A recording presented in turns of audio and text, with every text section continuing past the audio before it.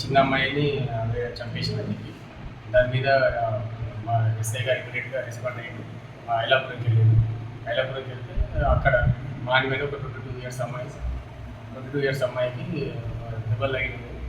అమ్మాయిని ఇమీడియట్గా hospital shift చేసింది.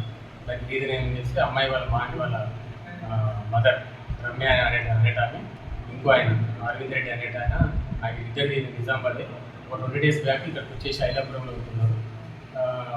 ఉండే క్రమంలోనే ఈ అమ్మాయికి ఇట్లా దెబ్బలు తిరిగి ఉంది. ఈ అమ్మాయి ఇట్లా చనిపోయి ఉంది.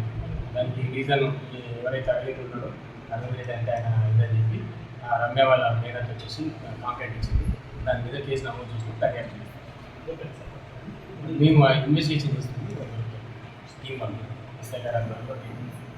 ఈ హత్యకి గల కారణాలు ఏంటంటే ఎందుకంటే ఆల్రెడీ ఆమెకు పెళ్ళి అయిన తర్వాత ఆమెది ప్లస్ రమ్య అనేది అరవింద్ రెడ్డి అనేది ఇద్దరిది ఒకటే ఊరు. ఇది నిజామాబాద్ దగ్గర. వీళ్ళ దగ్గరనే వీళ్ళ పొలంలోనే ఈ రమ్య వాళ్ళ మామ అక్కడ వర్క్ చేస్తారు. ఆ క్రమంలో వచ్చిపోయే క్రమంలో ఇద్దరి మధ్య ఒక 20 days బ్యాక్ ఇక్కడికి వచ్చింది. థ్యాంక్స్.